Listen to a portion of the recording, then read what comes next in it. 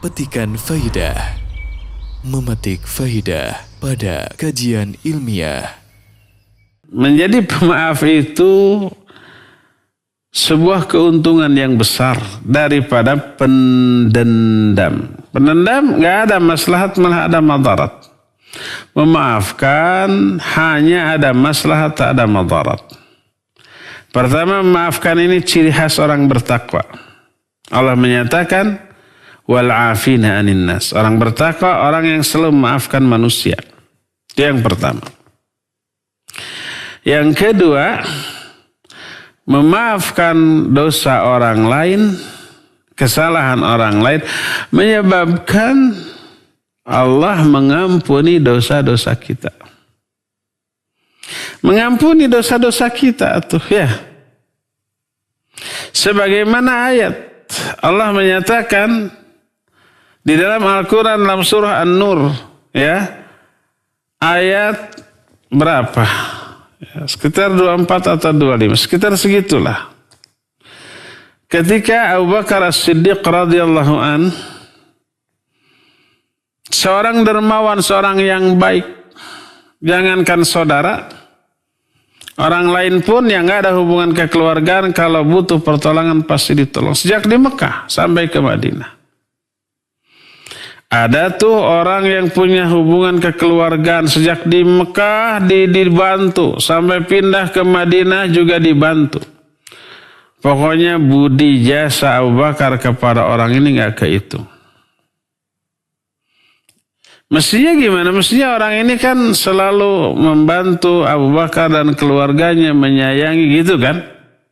Suatu saat terjadi kasus hadithul ifki, berita bohong tentang Aisyah radhiyallahu anha. Aisyah ini difitnah yang bersumber dari mulut orang-orang munafik yang busuk. Bukannya orang-orang yang pernah dibantu oleh Abu Bakar ini membela Aisyah dan keluarganya. Apalagi Aisyah istri Nabi SAW. Aisyah putri Abu Bakar, seorang dermawan yang banyak jasa ke banyak orang. Bukannya membela kehormatan keluarga Abu Bakar, malah ikut menyebarkan fitnah ini. Siapa yang sakit hati? Peribahasa menyatakan air susu dibalas dengan air tuba. Kebaikan dibalas dengan keburukan, kejahatan. Ya, sampai Allah menurunkan ayat yang menjelaskan bahwa Aisyah bersih dari tuduhan. Siapa yang gak dongkol?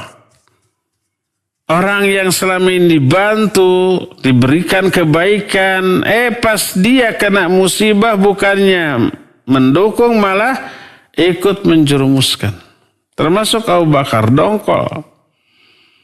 Lalu dia bersumpah, wallahi demi Allah saya tidak akan bantu lagi mereka.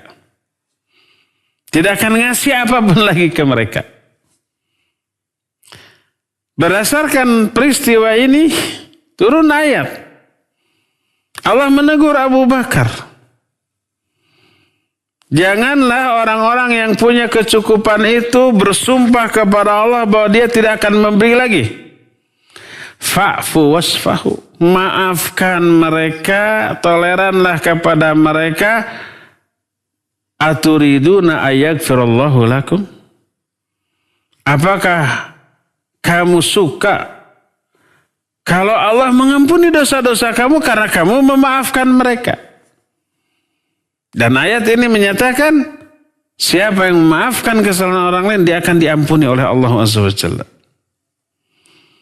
Abu Bakar yang merasa ayat ini turun tentang dirinya lalu mengerespon, bala nuhibbu antaghfiralana.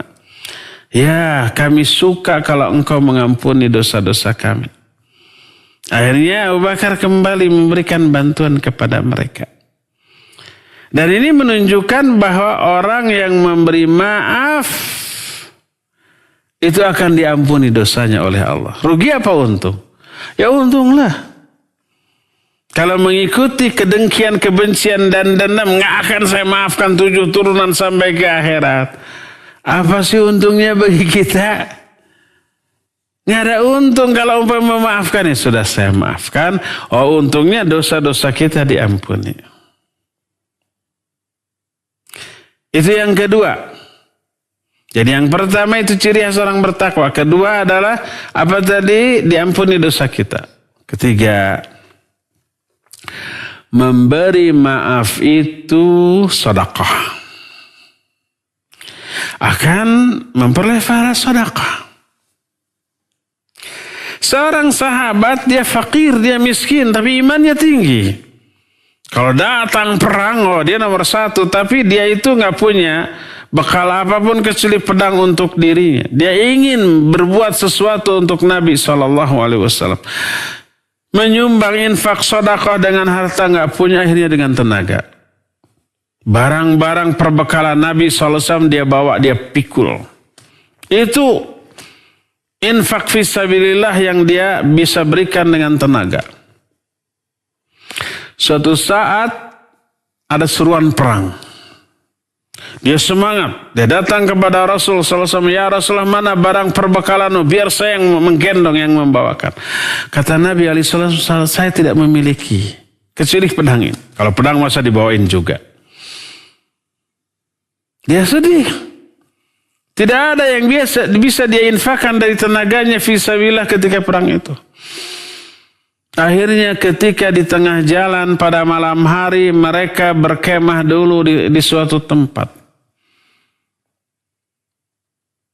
Kemudian dia sedih, dia berdoa kepada Allah Azza wa Jalla karena tidak bisa menyumbangkan tenaganya di jalan ketika perang. Ketika sholat subuh, setelah Nabi SAW beres melakukan sholat subuh, berzikir, kemudian beliau berkata kepada para sahabatnya, siapa di antara kalian yang tadi malam berinfak bersedekah? Gak ada seorang pun sahabat yang menjawab, karena gak ada yang merasa berinfak bersedekah. 3 kali beliau bertanya. Akhirnya sahabat tadi ngacung, saya ya Rasulullah. Apa yang kamu infakkan? Kamu kan gak punya apa-apa. Dia kemudian menjawab, ya Rasulullah, seorang fakir. Tak bisa berinfak dengan harta, tapi saya berinfak dengan apa? Dengan tenaga. Setiap kali ada perang saya bawakan barang-barangmu. Tapi perang kali ini engkau tidak membawa apapun kecuali pedang. Saya sedih. Lalu tadi malam saya berkata kepada Allah, ya Allah, siapapun yang pernah bersalah, berbuat zalim, berbuat dosa kepada saya maafkan mereka ya Allah, dan maaf saya ini sebagai sedekah saya bagi mereka. Sedekahnya dengan apa? Dengan memberi maaf. Coba bayangkan. Berkata Rasulullah SAW, fabshir fa innallaha qad taqabbala shadaqataka. Berbahagialah engkau karena Allah Subhanahu wa ta'ala telah menerima sedekahmu. Memberi maaf itu sedekah. Dan akan menerima apa? Pahala seperti pahala sedekah. Tapi ini jangan dijadikan dalil untuk pelit ya. Orang umpamanya kaya, banyak uang ya gitu. Ayo sedekahnya untuk fakir miskin, untuk kepentingan dakwah, untuk pembangunan masjid dan ma'had. Dia menjawab, saya tiap saat juga sedekah, memaafkan semua kesalahan saya, kesalahan orang-orang kepada saya. Sedekah saya mah, enggak perlu dengan uang. Pelit itu mah ya. Sedekah dengan memberi maaf itu bagi orang yang tidak mampu bersedekah dengan harta. Ha antum haulai tud'auna.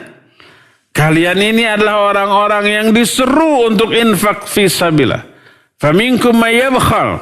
Di antara kalian itu ada yang bakhil.